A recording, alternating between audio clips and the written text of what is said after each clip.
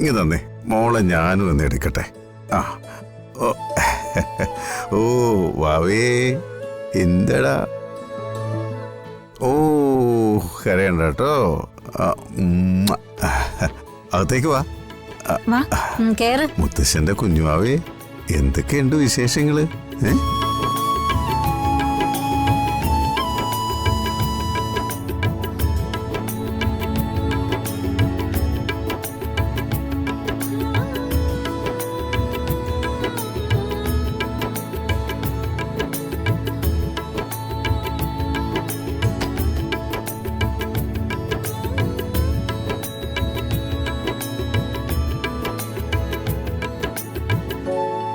ഇതൊക്കെ എവിടെങ്കിലും നടക്കുന്ന കാര്യമാണോ സേതുവേട്ടാ?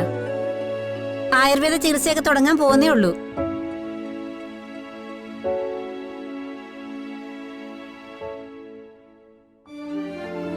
വാങ്ങിച്ച മരുന്നെല്ലാം അതേപോലെ തന്നെ വീട്ടിൽ ഇരിക്കുക. ഇവൾ ഇങ്ങനെ കിടന്ന് വാശി പിടിച്ചാൽ ഞങ്ങൾ എന്ത് ചെയ്യാനാ?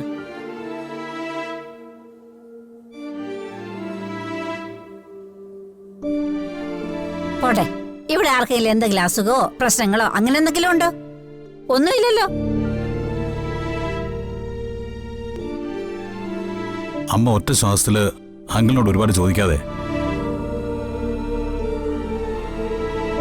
അങ്കിള് വയ്യാതിരിക്കുമല്ലേ?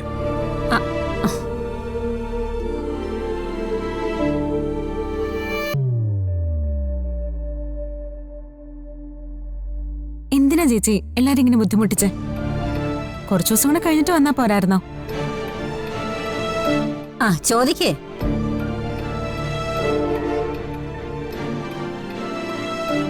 അതോ നമ്മുടെ വീട് ചേച്ചിക്ക് അത്രയ്ക്ക് മടുത്തോ?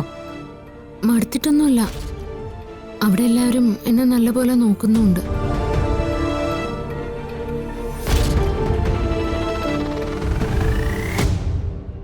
ഇതാ ഞാൻ ആദ്യമേ പറഞ്ഞത്, ആശുപത്രിയിൽ നേരെ ഇങ്ങോട്ട് പോരാന്ന്.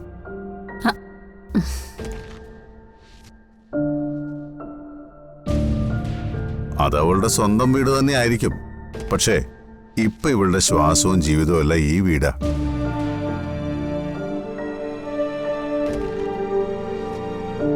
ഇവിടെ നിന്ന് അധിക നാള് മാറി നിൽക്കാൻ അവൾക്ക് കഴിയില്ല.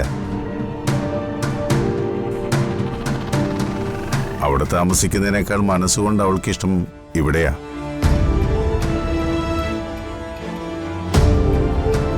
അതുകൊണ്ട് അവൾ ഇങ്ങോട്ട് പോരണമെന്ന് പറഞ്ഞു, അത്രേ ഉള്ളൂ.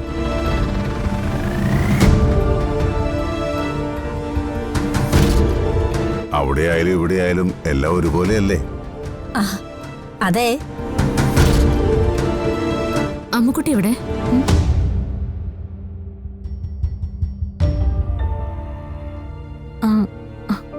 എനിക്കാണെങ്കിൽ അമ്മുക്കുട്ടിയെ കാണാതിരിക്കാൻ പറ്റില്ല.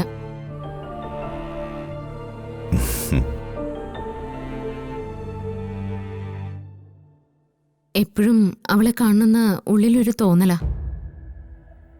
അതുകൊണ്ടാണ് ഞാൻ പെട്ടെന്ന് ഇങ്ങോട്ട് പോകുന്നത്. ഓ,